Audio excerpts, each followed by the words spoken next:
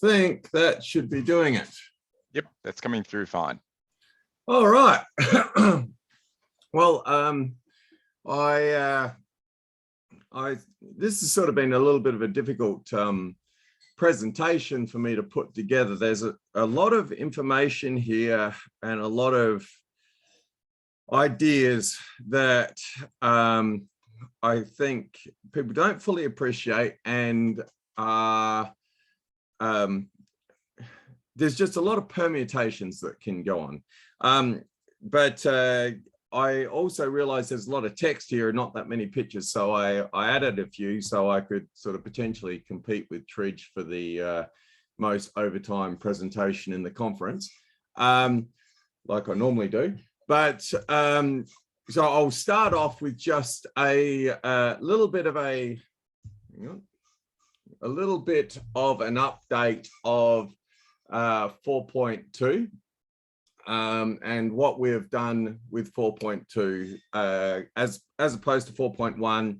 And perhaps I'm not sure how many people are running 4.1 and are running S-curves here. A lot of the commercial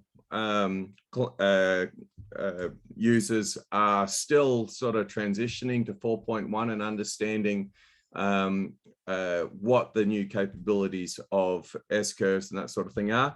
And 4.2, there was always going with such a huge change, there was always going to be some tweaks and polishing involved in reactions to understanding the new S-curve implementation and that sort of thing. So what as with everything we do, the less people notice, the better it tends to be going. And given such huge changes to our navigation, to position control, to the way we interface with the attitude controller, even the fact that so few people have noticed is a very good sign for us. So the first thing that nobody knew about was that we actually changed the way we interface with the attitude controller to a thrust vector based approach, which has a number of advantages, especially if you've lost your control due to motor loss and that sort of stuff. Seems to be all very transparent. Nobody's been picking up on problems. Acro, we've started this process that we've wanted to do for years now, where we're sort of separating variables out and changing them to sort of much nicer units. Acro is, with Andy Piper and a lot of the work that the smaller quad communities have been doing, the need to support, proper acro parameters has been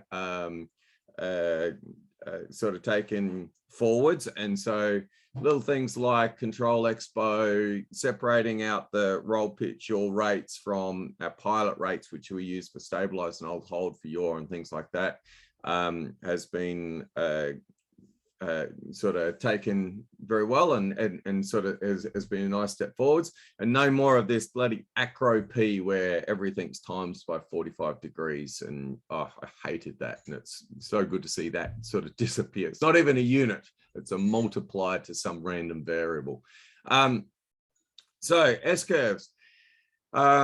S-curves have been operating very well. We were able to change the equations to get rid of the short waypoint problem. If you have a 1 millimeter long segment, it takes just as long as a 1 meter long segment because of there's sort of some minimum times that S-curves use. We've changed the derivation a little bit to fix that problem. And so that was great that we actually got away with that without having to rework these massively long equations to make that happen. So that was awesome. We're starting to pause mission, which allows us to stop an S-curve, which is, given the S-curves are a pre-planned path, to stop it and start it is not as trivial as you might think naturally. Now something I'll focus a little bit more on is separate corner accelerations, and I'll sort of talk about that in a second. But the way we do our corners is by overlapping S-curves, and if you are doing a 170-degree corner almost back on itself, the acceleration from the two legs are both in the same direction, and you can up to double your peak acceleration, your maximum acceleration, if you're adding these S-curves together. So there are a number of things we can do to deal with that. And depending on how you want to optimize your corner, there's some choices that we can make, and I'd like to sort of introduce those here in this talk. Some of the other things, the real-time S-curves have been sort of promoted throughout the code now, and have been incorporated into guided mode, and has dramatically improved our ability to do companion computer navigation in guided mode. I've spent a bit of time in one of the vision chambers playing with this, and it's just chalk and cheese. It's orders of magnitude improvement over our ability to actually do external navigation using a companion computer. And so I'm going to talk a little bit about that today, and hopefully help people understand how this all fits together. The position control, again, very, very subtle changes, but the position control, we changed the way we handled errors and saturation to prioritize cross-track, reduction of cross-track error over maintaining our maximum speed, and that dramatically improved the ability of an aircraft to handle a crosswind, where it will naturally slow down along that track until it literally cannot fight the crosswind at all. So basically, if you've got a strong crosswind that's increasing in intensity, your aircraft will simply slow down and slow down and slow down, staying on the track until it stops. And then if the wind continues to increase from there, it starts getting blown sideways, as you'd sort of want it to do if you're running that. Okay, and we're also throughout the code, wherever we wanted to just hang in one place, takeoff and landing, especially, or just pause. Before we used to switch into loiter. Loiter was convenient, gave us a way of controlling it with the with the pilot, overriding position, that sort of stuff. But it really was a dramatically overly complicated thing to need to do, and the loiter control was not really appropriate for many of those situations. And so we've removed loiter from many of the little takeoff and landing type situations where you're looking to just hold position, maybe reposition, that sort of thing. And we're moving to a much more predictable and simple mechanism using the real-time S-curves. So the first thing I'd like to talk to everybody about is cornering. Now, cornering with S-curves, we overlap two S-curves. Now, with the corners, we have a waypoint radius, and we have a sort of set of limitations that we apply. Maximum speed, maximum acceleration, and by checking those limitations at the midpoint of the corner, or where the midpoint of the corner would be when we start the next S-curve, like if we started the next S-curve now, we sort of can look forward to where the midpoint of that corner is. We can decide whether it's an appropriate time to initiate the turn. So we end up getting sort of a curve like this. Now, a 60-degree turn so the section of this I'd like to focus on is that maximum acceleration that we see. With a 60-degree turn, we can add both accelerations, and they are close enough to be the same direction. So if they were directly in line, they would cancel out. The braking acceleration from the leg we're on would perfectly cancel out the acceleration from the following, like the next leg.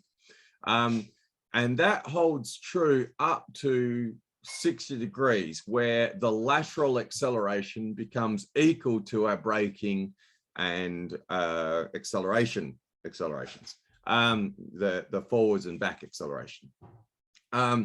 Now, the problem is, as soon as we go past 60 degrees, we hit this acceleration limit, because the peak acceleration is going above our corner acceleration is going above our acceleration limit. So you can sort of see our acceleration limit here has been set to 2 meters per second.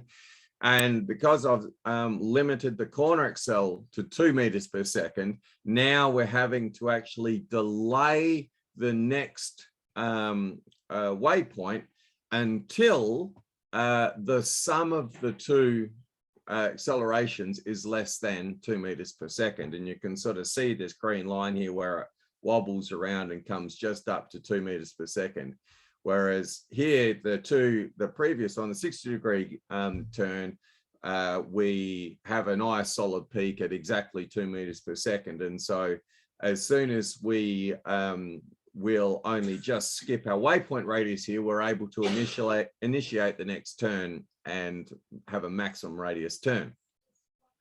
So, and the final geometry of this turn will depend on what our jerk parameters are and our accel parameters are, and how they relate, and how much time we spend moving, like in the jerk phase, going from 0 meters per second up to full acceleration and back down again. So the faster that the faster the sharper this little corner will be necessarily, because you're not actually crossing over on the acceleration limited part of the S curves. You're crossing over in the jerk limited part of the S curves. So the most extreme example of this is a 190 degree turn, like close to 180 degree, where those two, the incoming and outgoing accelerations are almost in the same direction. So I've got 3 examples here. This one is where we limit the corner acceleration to 2 meters per second. This is where this is what we do at the moment, we allow up to a doubling of that corner acceleration. And this allows us to overlap and have a more aggressive acceleration through that corner, and the corner touches the waypoint radius and spreads it out a little bit more. The other interesting thing, though, is if you increase the waypoint radius dramatically, you actually get back to the corner acceleration not exceeding 2 meters per second, because the ingoing and outgoing acceleration profiles actually spread out to not overlap, and they spread out on the ingoing outgoing jerk segments, and so you just get a long 2 meters per second acceleration limit that changes direction slightly midway through the corner. A little bit of it, but as you can see here, that this is a 50-meter corner radius, so you're getting pretty extreme there. But it's sort of it's indicative of how these paths change based on the constraints placed on it by the user, So perhaps less extreme. This is again 90-degree corner. If we limit the acceleration to 2 meters per second, we cross over again at the jerk, where the acceleration is ramping in and out. whereas if we cross over, allow a higher acceleration, we can get a much gentler corner. And this, being 90 degrees, that's square root of 2, so it's 41% increase in over our peak tangential acceleration to do this. So depending on the sharpness of the corner, depends on whether or not how much extra acceleration we would require to actually transit that corner without slowing down. So the big question that I have is this worth an extra parameter? Now, at the moment, we base that acceleration limit up to a maximum of a factor of 2, or our ability to achieve that acceleration is given our lean angle. So if your lean angle is quite small and you can't actually achieve twice your base acceleration, then it will reduce it down to whatever that lean angle would support. But it's just one of those little things that's sitting in the back of my head, and it's always difficult to add a parameter because you can't. It's much harder to take out a parameter once you've actually provided it to the community, and there's a significant cost overhead on documenting that parameter and trying to explain to people how to use that parameter. As the autopilot is evolving, we are providing much more capability to the user, and I think we're doing it in such a way that most users don't care. They don't need to actually understand how to do this. They just think the corners are great and everything works well, and it's nice and smooth, and they don't need to change anything, which is awesome. But on the flip side, because we are allowing more intimate control of these things, every additional layer of control we provide the users, it's a cost overhead that is ongoing. It's almost permanent for the community, and so it's very easy to make a simple little decision from my desk here to add a little parameter because it's convenient, or I like the flexibility it gives. But that then has a permanent and ongoing cost to the rest of the community and the support of that code from this point on, whether it be complexity, whether it be complexity of the documentation, and so forth. So a question to everybody here to consider is given what I've said there, is it something we're happy just to sort of see how it goes and maybe we don't add the complexity, or is this something that's important enough to add an extra parameter? We can always add an extra parameter later easily. So, all right. So the rest of my talk is about guided and controlling an aircraft with a companion computer or a, any number of options, perhaps even the Lewis script, as we, the guided mode, Lewis scripting, there's a lot of overlaps there. I'd like to talk a little bit about the way I believe we need to approach this problem and the things we need to consider, and sort of give a little bit of an introduction on the current options that we can use to control an aircraft using guided. So we provide directions. The big question, and it's sort of very, very topical, and in some ways very simplistic, and in some ways very naive. What directions should we be providing to the autopilot to effectively control the aircraft? And are those directions complete? If they are not complete, how do we handle the ambiguities? The between the lines, the not explicitly specified by the message.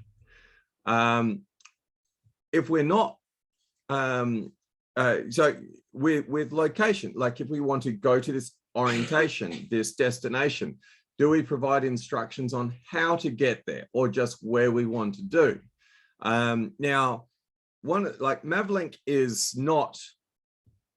was not designed for multi-rotors. It was designed for UAVs. So all of these decisions are highly dependent on the aircraft, that we're actually controlling. So this discussion is not going to be applicable for rovers or planes, other than sort of at a very high level, because multi-rotors dynamics are very different to those aircraft. We even need to be a little bit careful when we consider the difference between a helicopter and a multi-rotor, for example. And users tend to be very narcissistic. They want just what they need. Minimum complexity for them to do what they want to do. And, you know, if there's any questions as, oh, well, hang on, but what about this? It's like, well, whatever the answer to this question is that would just let me do what I want to do, that's what you should do. And, you know, I'll die on this hill until, you know, you force me to roll off of it. So how do we control an aircraft? Okay, so with attitude, we've got roll, pitch, yaw. Okay, that's pretty, that makes sense. It's Euler angles, so we have a number of potential problems in certain corners and ambiguities and gimbal lock and that sort of stuff. Other options, roll, pitch, yaw rate. We're all used to flying at, all told, stabilize. You know, it's very natural to the pilot. You know, people that have started out building an aircraft, they've learned to fly it, they've got everything flying. Now they want to think about flying it through a companion computer. What's your first go-to? It's what you know. Roll, pitch, yaw, rate, yaw. Yep, not a problem. We just fly around in all told. I can imagine that. Acro, roll rate, pitch rate, yaw rate. Now, yes, that's a very valid option, angular velocities. But just as it's tricky to fly an acro, you know, there are some high requirements to flying in rate only mode from a companion computer as well, in that you need to know where you are and what direction up is if you don't want to crash. Again, altitude, similar sort of things. We could directly control throttle, vertical rate, or, you know, just feed the altitude in over and over again. What should we be doing? What do the users want? Well, the users want what they think they need before they work out they need something else. And basically, the take home here is you can't trust especially the PhD student that's doing a project, right? But we need to be very mindful that whatever we do needs to support a huge range of users, not just that that talented high school student that is giving it a go with an Arduino, right? We want to do our best to support those people, but we can't limit the capability of the autopilot and all of the users to make it easy for the first person, you know, for the simple option. Okay. There are two ways that we've discussed controlling aircraft and that sort of people have a tendency towards. Again, there's this simple option of go here and, you know, with a little bit of guidance on how you get there, just provide some speed limits. You know, don't go any faster than this, you know, turn to the right, but, you know, turn to this heading, but don't turn faster than this. You know, just we want a slow turn to the right. Okay, well, now we want a fast turn to the right. So in this sort of approach, we provide destinations and limits where all of the planning is done by the autopilot. It's relatively simple because you're just feeding in, you know, the end result that you want, and then sort of saying, and just giving some basic guidance on how to get there. But then the question is, well, how much guidance do you expect? How many limits do we place? Do we just have a velocity limit, velocity acceleration limit? Maybe we provide lean angle limits as well. Perhaps you want to fly to here to there, but you only want to look plus or minus 10 degrees from north. Maybe that's the limit that you're interested in. The point is that although the message is simple, the usage is simple, the concept is simple, the actual implementation of the message in such a way that you can accommodate everybody becomes incredibly complex, because so many people want different limits that they, you very quickly find that you're only catering to the first person that told you what they want.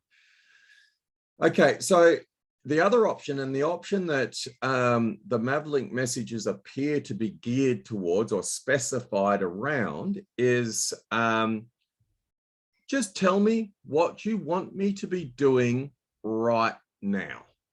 And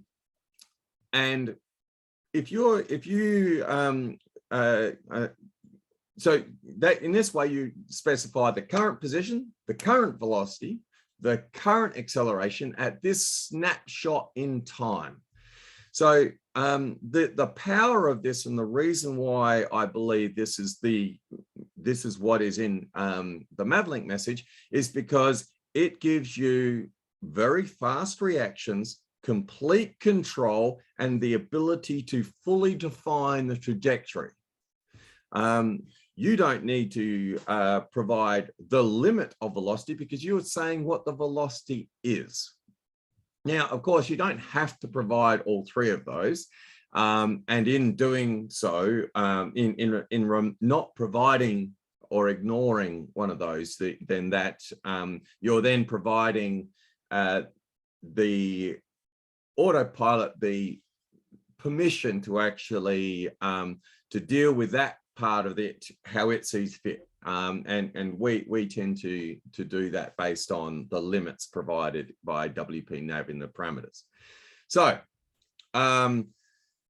Mavlink, everybody knows what Mavlink is. I think I'm not going to go into that too much detail, but there are three basic commands that we are able to use to control an aircraft.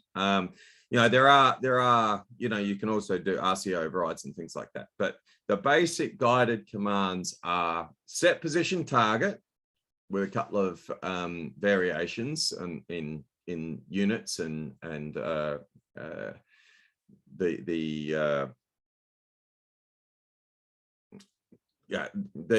actual axes that you're actually providing that in, and set attitude target. Now, there's also a matching reply or status commands. And again, there's some trickiness there, but I understand there's also potential to add commands, but I imagine it will be a bit of a pain in the neck. And adding commands is something that needs to be done extremely seriously, because otherwise you end up adding just one command for one particular use case that turns into just a forever burden that is extremely unuseful, because you just didn't really appreciate how unuseful that command was.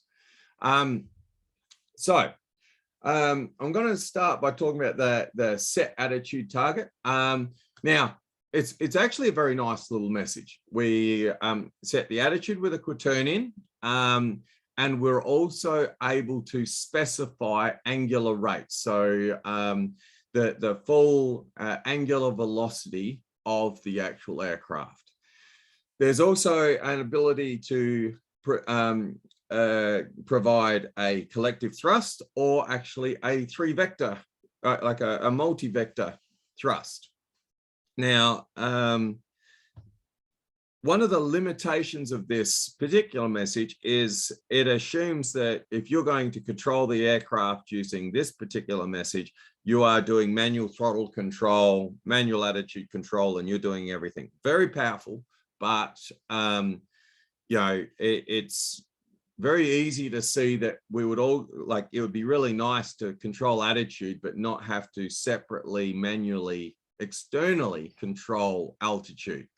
And ArduPilot allows that collective thrust variable to be replaced by a vertical velocity, which allows you to control the somewhat like you would alt-hold.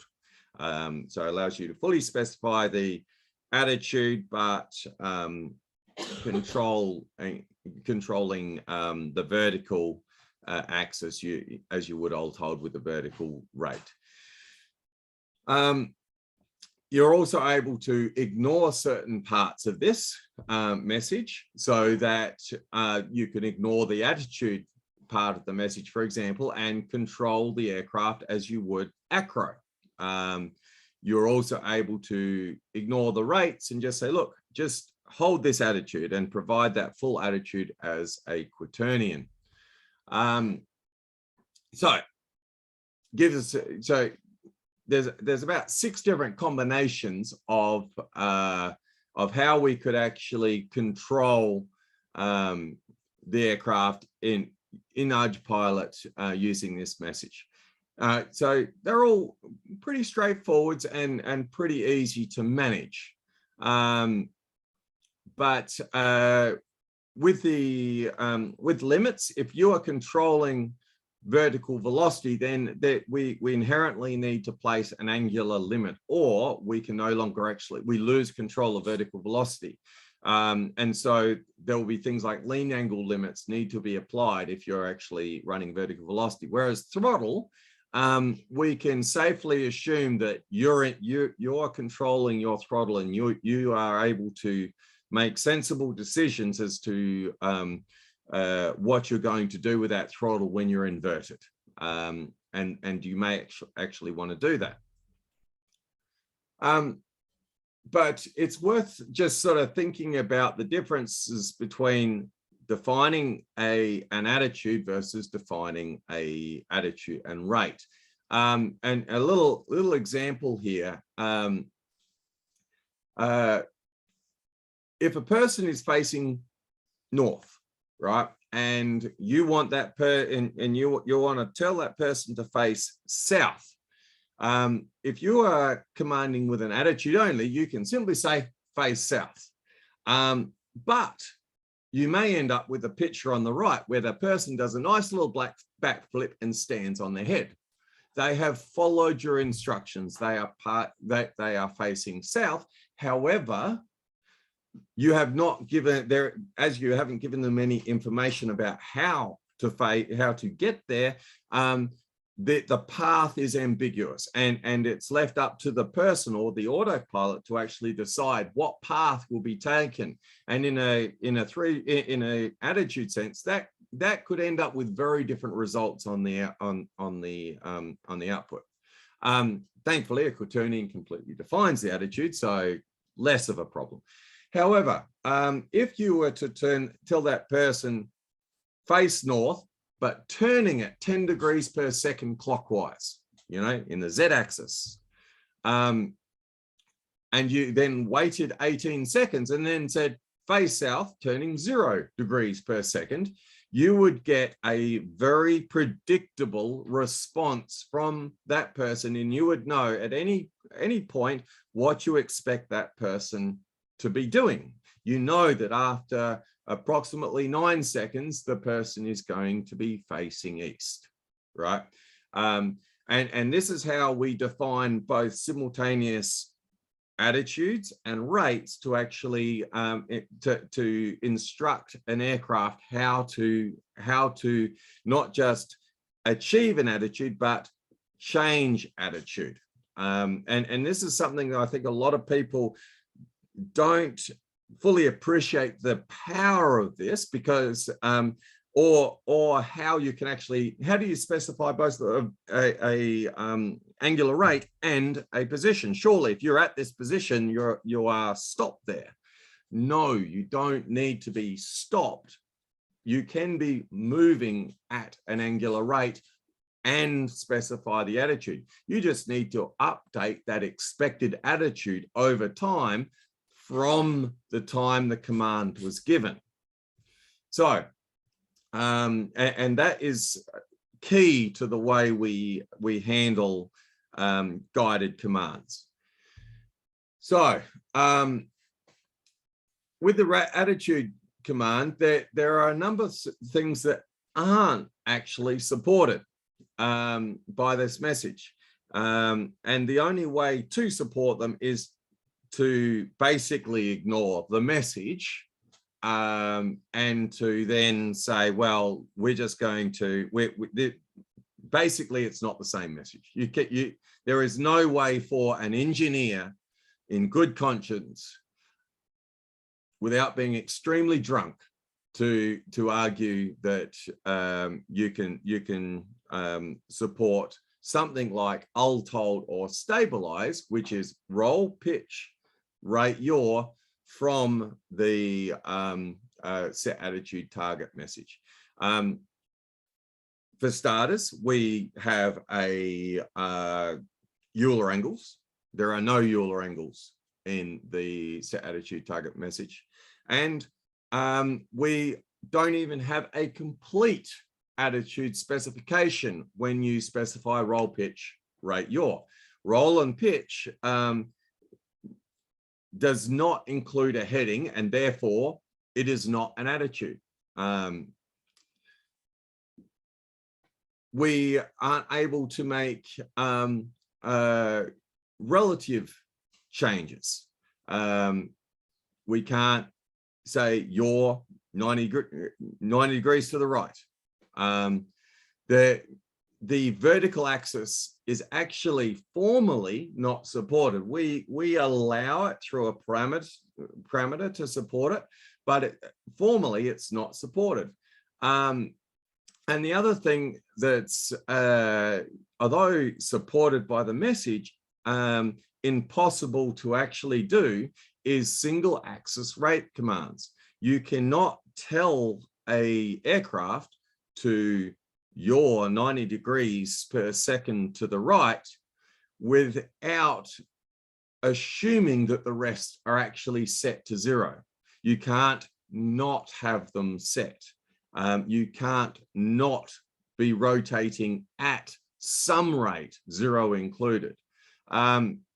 So even if you actually don't specify any of them, you've inherently assumed that you're asking for the rates to be 0 at that attitude. So the idea is you're trying to get to the specified attitude, but be stationary there.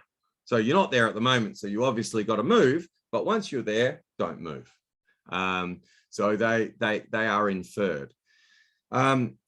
So stabilize, hold, which is our natural first thought of how we're going to control an aircraft, because it's how we were taught to, are not inherently possible from the set attitude target message in their native forms. You completely have the ability to control the attitude in a way that looks like stabilize, roll, hold.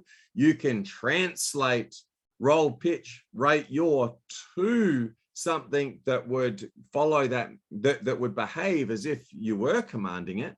However, the message itself, by definition, is not able to support a native stabilize / hold control. Not without giving up the ability of that message to do its designated task, and therefore completely undermine the ability of users to use this at a professional level, at a, so yeah, yeah, I'll leave that there.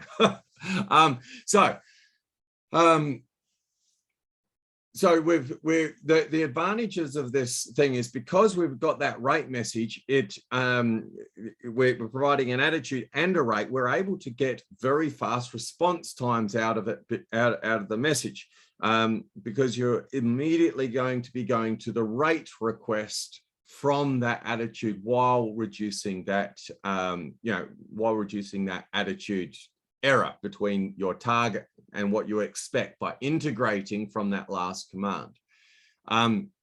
It's extremely flexible.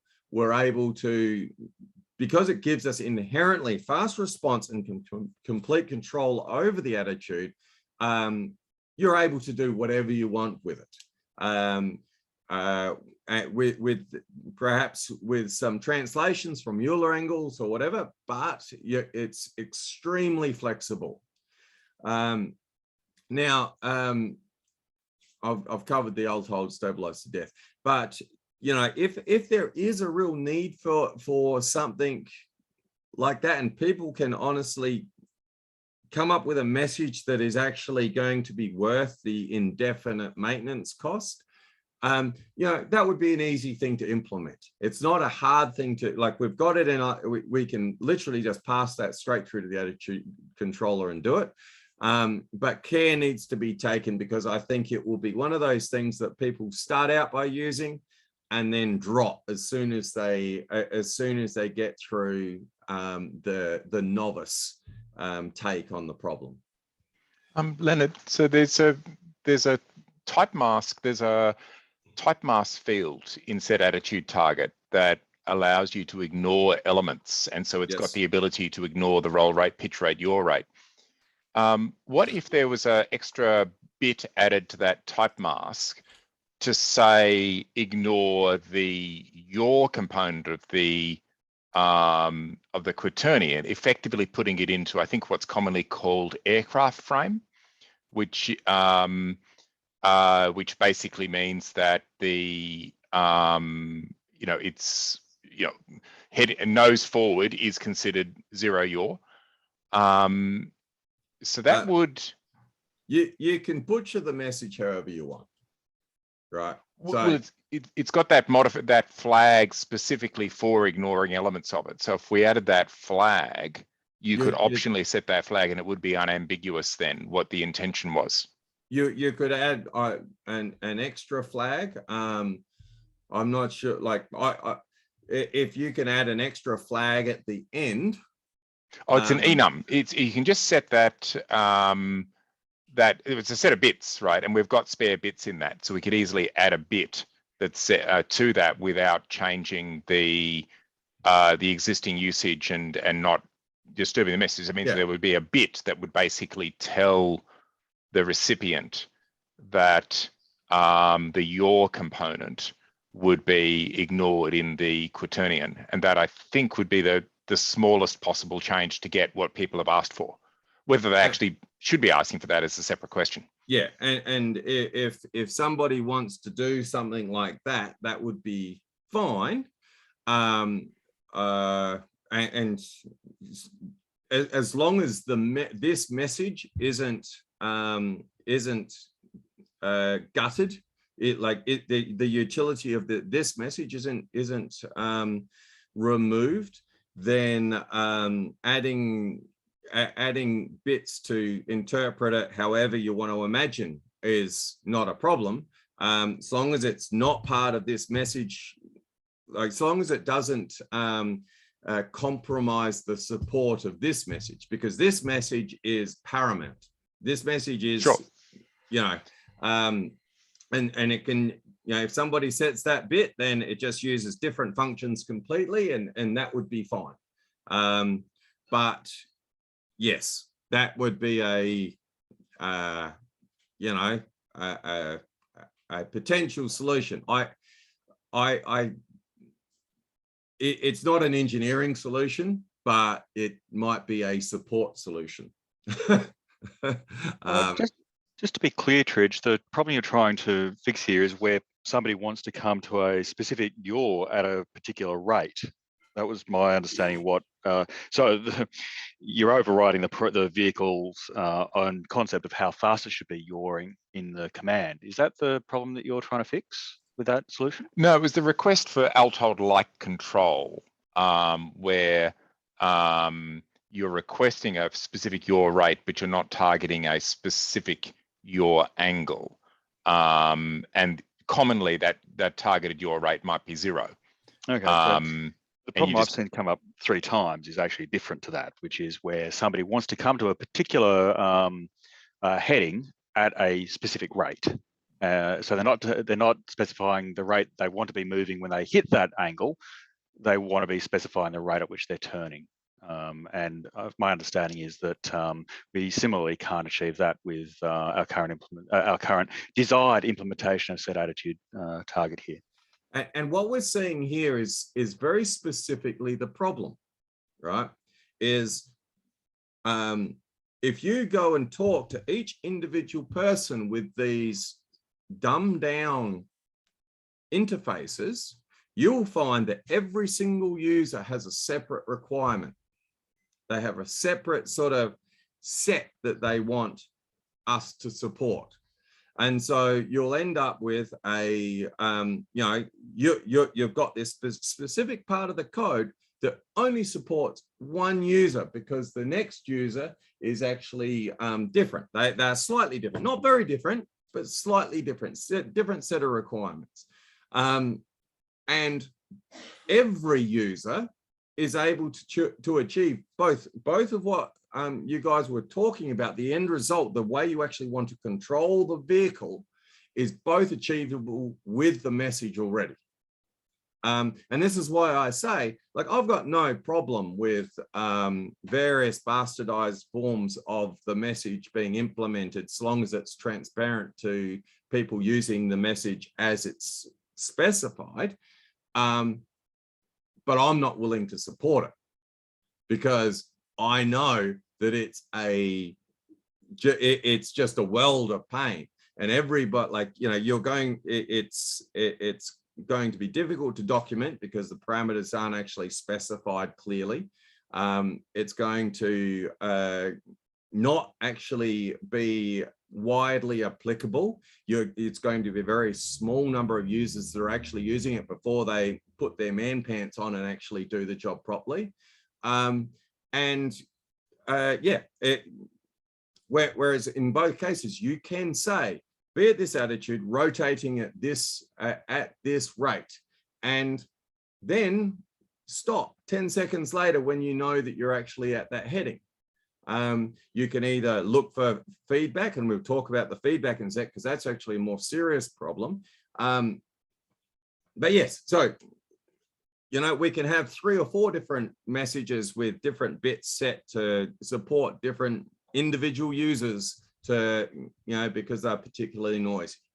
But we probably need to put aside a committee to actually go and actually come up with all those specifications and talk to those 5 users that will use it for a little while to actually work out what we need to do, because it's yeah.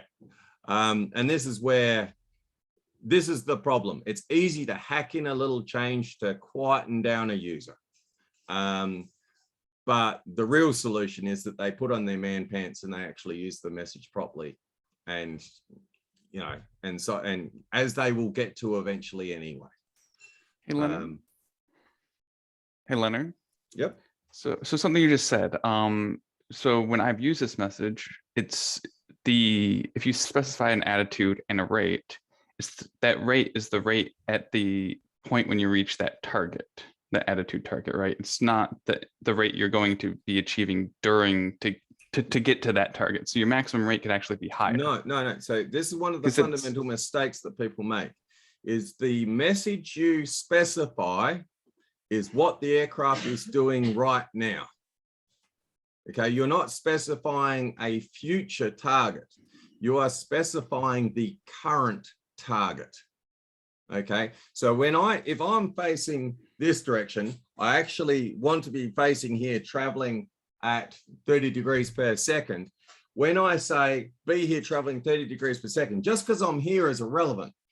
The autopilot will attempt to get here and be traveling at 30 degrees. So it will say that you should be facing this attitude and going 30 degrees. It will integrate that solution from that point and then move the aircraft to there and then slow down again at your 30 degrees per second.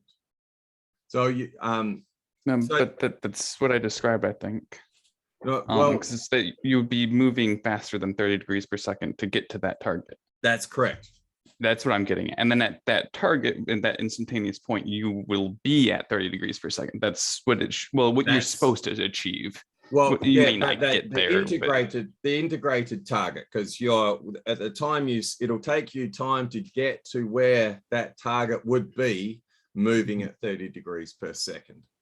And I think that's partly where the disconnect with a lot of users comes in, is that we need to document that step, because it's very unintuitive to the non-control engineer, and it's less intuitive to like the path planning engineer, to the people who just do path planning, and that's not as intuitive of a setup in my mind, at least. Well, what I found, the path planning engineers are actually the best ones for it, because they are actually literally plotting these position, velocity, acceleration paths through space.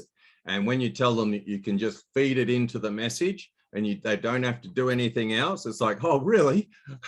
and all of a sudden their code gets dramatically simpler, because they're not trying to actually do position control. They're just giving position, velocity, acceleration commands. So, but yeah, I do completely agree that this isn't intuitive to people when they first think about it, but it's generally because people aren't used to thinking about control. They're used to thinking about flying the aircraft with the sticks, and so there is that education that needs to happen, so that people need to understand how to think about the problem. The mistake is providing people their first naive thoughts of how they want to approach the problem before they've actually understood it properly. And even worse, compromising the existing messages to do so. On the bit problem, the bit suggestion, and again, we could do exactly that. I don't have any problem with doing that, as long as we don't make a compromise, but it would be very useful to be able to actually change between vertical position control and manual throttle in that message. And I've got some suggestions and discussion points along that line as well, down the road. But yeah, so was there anything else there, Josh? One more thing. So, because it's always been my thought, I know we've discussed it before, is so you have a yaw rate. Say you have a system limitation that you have a maximum yaw rate your vehicle can physically achieve. Like, why couldn't we add that as a constraint somewhere in this message as a separate bit field, or that somehow gets fed back into the system? Because there's already, you already have constraints as parameters, right, for your control systems. How fast you can do jerks and whatnot. Is that possible to get some of those in limited form into some sort of mavlink message that could be a part of a bit field to change some of those limits as we go? Destination and limits is definitely a viable command option. So from an engineering standpoint, it has utility and is sensible, but somebody needs to actually define those messages. Now, it might be worth just having the set position target. I think sort of this next little bit of the talk sort of highlights how much more complicated this actually is than perhaps people appreciate. And so if you let me run through that, we'll see. It might shed might be illuminating for people. So the set position target is basically the equivalent of the set attitude target, in that we have a position, and it can be specified in two different ways, and hence the two different messages, but it's fundamentally a position. And then we have velocities, accelerations, and we also have a heading and heading rate, your rate. And we're able to ignore various parts of this message. We have sort of similar, is it just a little bit more complex than the previous message, but similar sorts of interactions between these different derivatives. But we also have a number of different frames, and that was the word I was trying to think of before. But there's a range of frames that we can specify.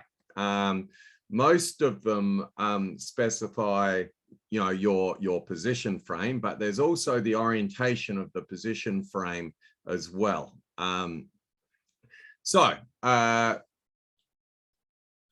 A basic navigation control, we have 6 different combinations that we've got with our basic position, velocity, acceleration. The way we can put those together in practical ways to do control. And there's about 3 different heading options that, the way we can control our heading. Now, this is where things get a little bit interesting. That gives us 108 different fundamental combinations for the ground stations or companion computers' choice on how to implement position control in ArduPilot. With the frames, it's more like 756 options with the different frame combinations. And I don't audit me on that particular number, because some of those frames maybe, there's only so much I can do for a talk, right? But there's also a strong desire from people to do their own position control and not actually specify a position, have a position stabilized or a velocity stabilized thing, and actually do their own control. This is quite important when you might be doing, like having a companion computer trying to dock with another aircraft, for example. You may choose to do your own position control as opposed to rely on the internal position control or velocity control mechanisms. In which case you need to be able to disable the stabilization at a particular level. And all of a sudden we go to 300 basic control combinations with over 2,000 potential options with the frames included. And so, and then we've got, okay, well, what if you're just specifying the position? We've also got 2 different path choice options where you've ignored velocity and acceleration, so you're letting autopilot do that. So we've got the basic WP nav, which is a very straight line S-curves, rigid S-curve path. And then there's the fastest to each axis option using the real-time S-curves, where if you want to go 10 kilometers north, but only 5 meters higher, it will go immediately to the altitude, and it basically gets to each axis as quickly as it can. It treats the Z-axis separately to the XY axis and achieves the targets as quickly as possible. Now, our basic current level of support, we do about 18 basic combinations, because we combine our X, Y, and Z axes in the same handling. So we don't separately handle Z ignores versus X, Y ignores. So we're 18 basic, 36 including the stabilizations, ignoring frames, and we have 2 straight line options that we actually support. But you can see that we currently support a lot less than the message actually sensibly defines. Now, on top of that, we also need to be able to swap seamlessly between those control systems. So we should be able to actually swap in and out between those 108 different combinations to allow users to go here. All right, now go at this velocity. All right, now be here. Now accelerate in that direction. Okay, now accelerate with this velocity in this position from here along this path, and being able to swap between those seamlessly. We also want to be able to override your control manually so that the pilot can take your control and point a camera and do those sorts of things. Collision avoidance should also work on top of all these messages as well. So, you know, if you're flying along and there's a tree in front, it should go around the tree and come out the other side and keep on going. We shouldn't breach any of the fence altitudes or the borders, like, you know, or the different fence types. And we've got this reply message that we need to be sending back that should either be the message we sent, which is sort of which is basically what Mavlink sort of specifies. It should repeat what we sent, but it's also the only place we get all the other information as well. And should that other information be a current state or a current target state? And that's actually a little bit more nuanced than what you might realize. But then we've got people telling us that they think it should be something else nice and simple as well, right? So you can see once you start actually looking at the specification for this simple message with the other sensible constraints that we've got, that we need to start talking, treating just the sheer magnitude of this problem with a lot of respect. And a lot of care in how we precisely do it. Now, thankfully, the new position control real-time S-curves does that seamless swap between the control systems. So that's a huge win. We can do the manual yaw. Now, collision avoidance is actually a real tricky thing. It's relatively new, but it's something that I would like to be able to more, I would like to come up with a structure that allows collision avoidance to more elegantly limit the control space or override the control space. And that may be two different things, but I haven't come up with something or a structure that would allow Randy or a student to develop an alternate path plan to bendy ruler, for example, to override, but still know what the guidance is trying to achieve, like the guided commands are trying to achieve, but then deviate around an object to get back onto a path. Limits are a little bit easier. We may be able to simply put in sensible limits on the interpretation of the commands to stop us going outside of fence boundaries, for example. But I would like to do that on a higher level or a deeper level so that we don't have to build it into every single function and every single interpretation of guided and follow me, for example. Yeah, so that's something that I'm still trying to come up with a way to work this problem, but I'm finding that collision avoidance is one of those key blockers in my ability to fully support the message or to evolve things like follow me, for example, to actually improve it, because I need to because I don't have an easy way of doing the collision avoidance without building it separately into each of these paths. So that's something I'd like to talk to people about over the next year or so. Now just on this little message problem, the way real-time S-curves works in conjunction with the position controller, we have these different things. We have the guided command, and this last command section here is what Mavlink says that we should send back. So it should work, like if you've ignored the velocities and you've just got a position and you've ignored accelerations, that's what should come back, what you sent. And that makes sense, right?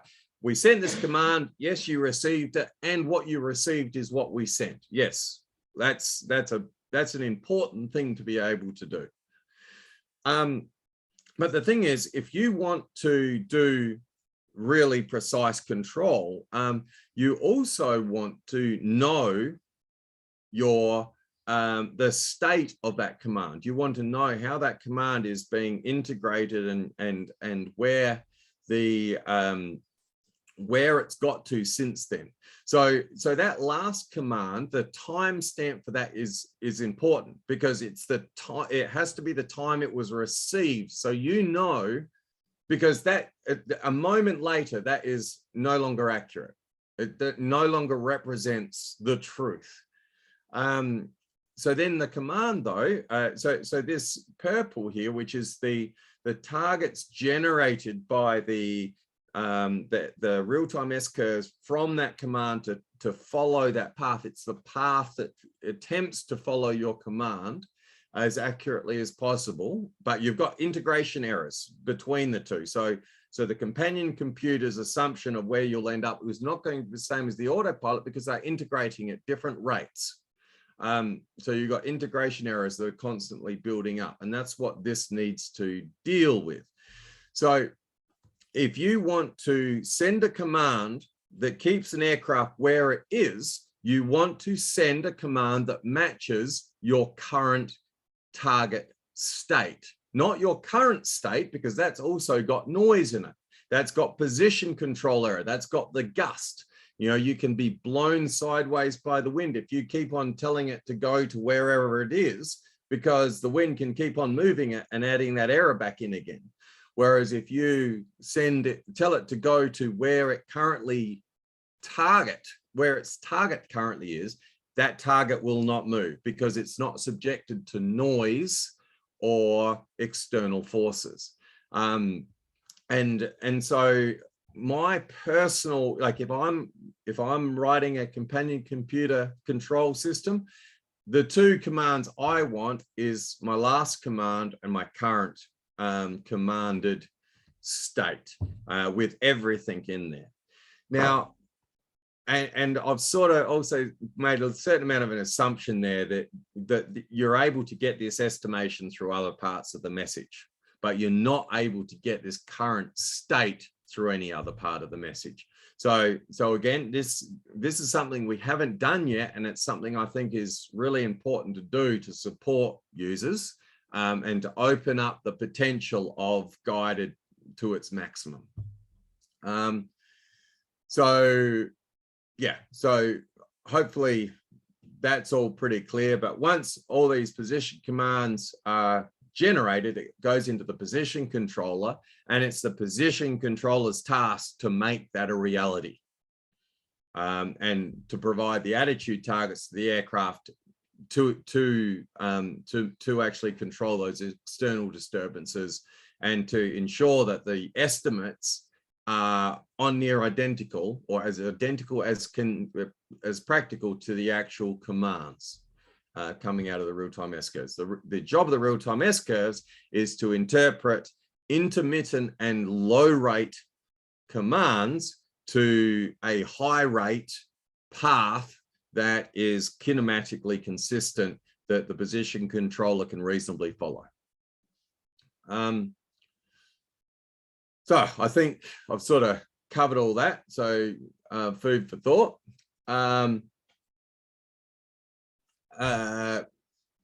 Probably.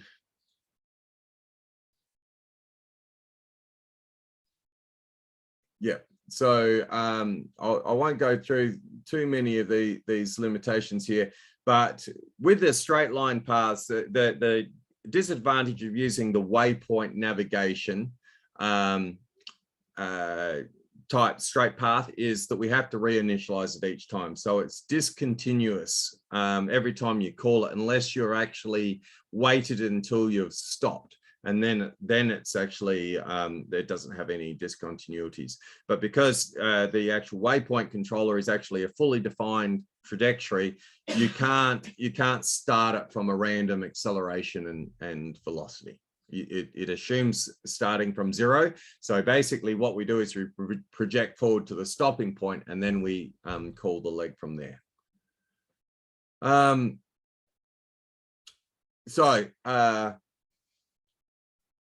The real, I hope the real-time S-curves, the way it works, so it takes in these target positions and velocities. It takes in a range of limits that we get from the aircraft, attitude limits, acceleration limits,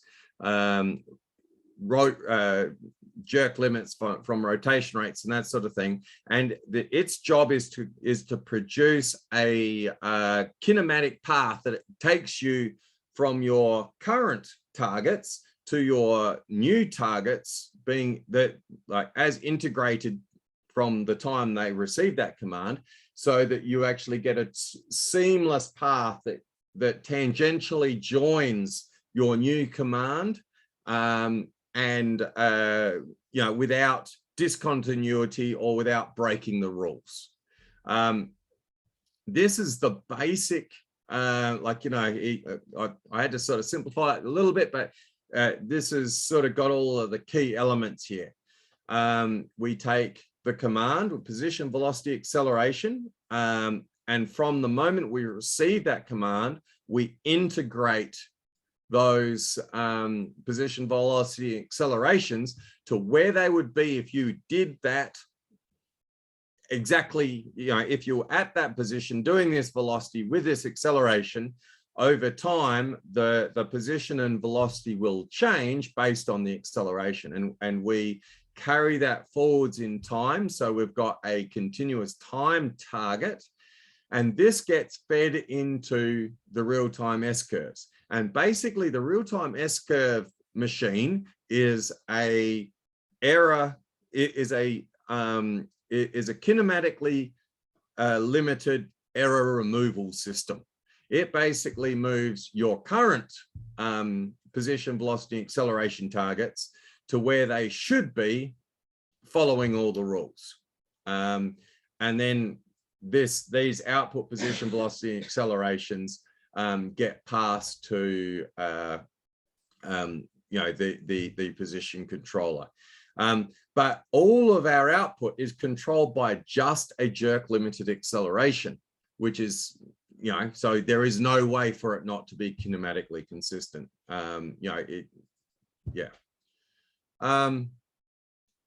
So where I want to go from here, as I sort of said,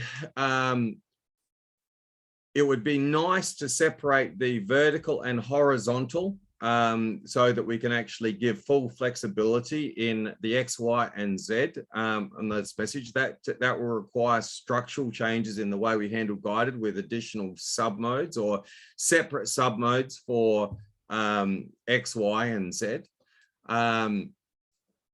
It would be nice. At the moment, attitude, we can only control vertical velocity. It would be nice to be able to have complete Z-axis control through the set position target message, while having complete attitude control in the set attitude target message and ignoring throttle. Now, this is a whole nother level of complexity and support nightmare, because now we are enabling the attitude of the aircraft to be controlled by two messages, whereas really before it's just you're either using this message or you're using that message. But the structure of those two messages are inherently different axes. So a 6 DOF aircraft, for example, could have complete attitude control independent of complete position control. A multi-rotor can't quite do that, but it can have complete attitude control while controlling Z, as long as you don't exceed the maximum lean angle limits. And we've also got Lewis scripting coming into play, where Lewis scripting is going to want to do all of the things that we do in guided at this stage using guided mode, but has the potential to do so much more than what guided and what these Mavlink commands are actually capable of. And so we need to be sort of we need to have a sort of a clear plan in how we incorporate Lewis scripting in this, because ideally I'd like Lewis scripting to be able to directly interface with the attitude controller and skip the position controller and guide it all together. But how do we do that safely? How do we ensure that if a Lewis script crashes, it's just like in another flight mode that we can do a fail safe on and jump out, and it can't take over control from auto, for example, and crash an aircraft.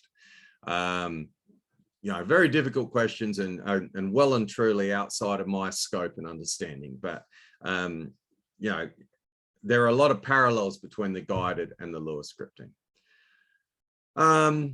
Looking forward to 4.3. So moving on from the guided, the things I'm focusing on for the next phase is ground air transition handling. At the moment, we rely on the vertical position controller to handle that transition, and it's inelegant.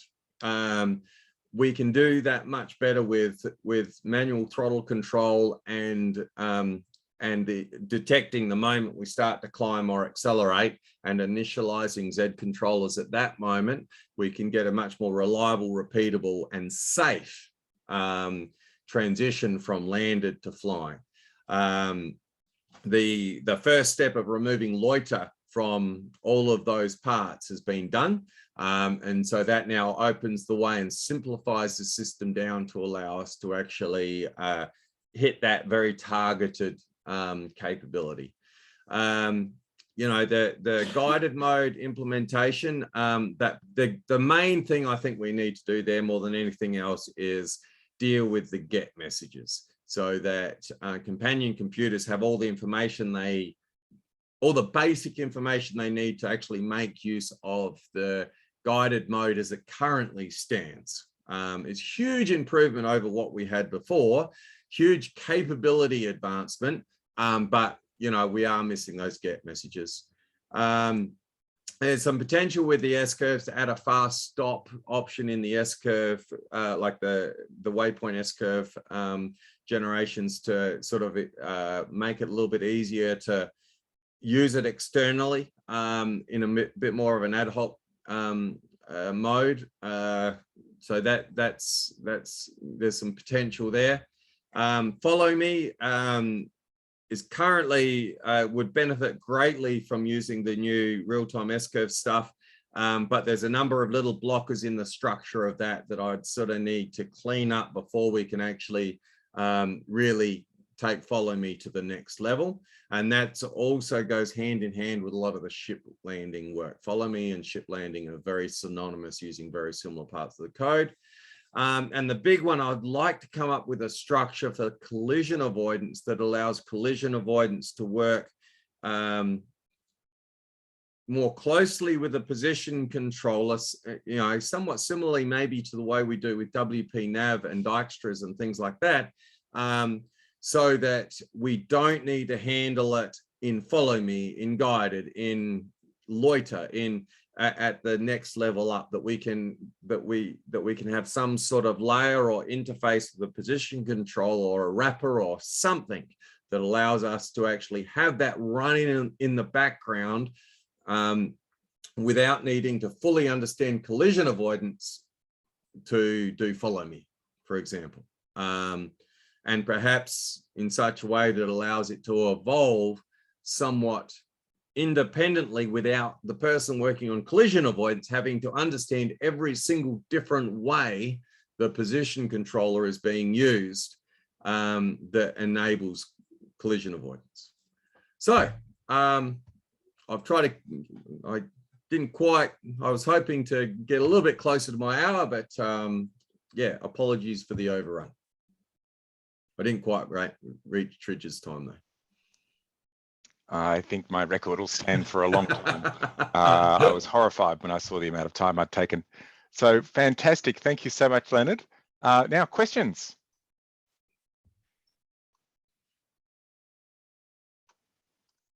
Ominous. Well, we've already had some questions during the talk. A lot of it's food for thought. Sorry, go on. Hello, Leonard, can you hear me? Yep. Hi, Leonard, Rishabh here. So just wanted to have a small discussion about the last avoidance point that you had regarding taking out all those bits and pieces from all the simple avoidance stuff that has been scattered all across Copter, right? Mhm. And that is something that I also was confused for a long time, why it is like that. And there was a PR that Randy suggested, and I made that PR a long time back, that basically puts simple avoidance inside position controller, where we calculate velocity inside position controller. So it Yep. basically limits that velocity, and it sort of was working. So is that an approach that you think is a good approach, or do you think that we need something else?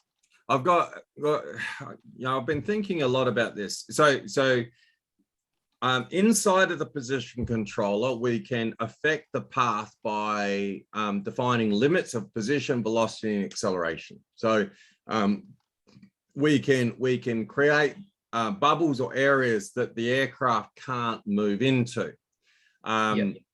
So that's why I suggested that's good for preventing fence breaches and that sort of stuff. It's good for preventing a collision with an object, because you can place a don't go in here bubble around something, and even that bubble can potentially push an aircraft out of the way. Like you can move that bubble, and by defining the position, velocity, reactions, or limits, you can actually push the aircraft out of the way. However, where the approach becomes where that approach doesn't work is when you want to do a bendy ruler, where you actually want to plan a path around an object. That is where that type of collision avoidance requires you to have an understanding of where you need to go, the obstacles, and then you need to be able to control a path. So you can't do that with limits anymore. And so that's why I sort of said there may actually be more than one interface. There may be like collision avoidance, which are the don't go here bubbles that are placed inside of the position controller and prevent you moving into those spaces or past those borders. But then to do the bendy ruler, you need some sort of wrapper that has an understanding of what the position controller is being told to do, yet it's not doing that, it's doing something else. And that would, and this is why I haven't been, simple collision avoidance with the bubbles, definitely. Bendy ruler, separate with a separate path planning aspect. I haven't worked out how that can happen inside of the position controller yet. But just, I think, removing simple avoidance from the all the modes and everything, just removing that part, I think will simplify a lot of things. Yes, and, I completely agree. And path planner, okay, it's still very independent. It's not like simple avoidance where it's integrated literally into each and every mode. It's still sitting on its own quietly somewhere. That could also be implemented as some sort of fail-safe as well, right? So you have an automatically switch to path planning mode that takes you around the obstacle and then gives it back. But the bubble stuff, the avoidance, the raw avoidance could definitely be done inside a position position control with some easy hooks. Okay. So. How exactly that would look. I'll send a PR to you so that you can have a look. I think I have something very similar. Yeah, cool. So, okay. Understanding what's actually acceptable for the an acceptable development path too is important. Are we willing to compromise certain things to open up others? We may take a backward step in one or two places to do this, and it's a difficult thing. All right, so fantastic. Thank you so much, Leonard. So our next speaker is Bill Geyer. Now, do we want to have a bit of a break for a few minutes before the next speaker? We've got 2 more talks to go in this morning's session. Any thoughts? Want to plow on and go on with Bill straight away? Well, I'll Maybe, take silence maybe- as I'm sorry, go on, Randy. Sorry, I personally, I need just a couple minutes just to run off All and right. refill my coffee and Okay, stuff. But, you know. so why don't we meet it back in 5 minutes time? Everyone get a chance to stretch their legs, and so we'll start at 1/2 the hour, so 7 minutes time, and so we will see you all back here very shortly.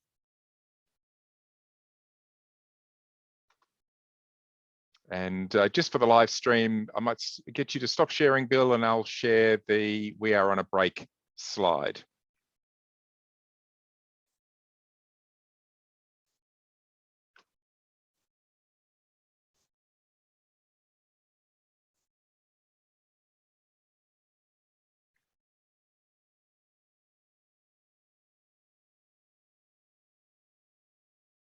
Great, see you all shortly.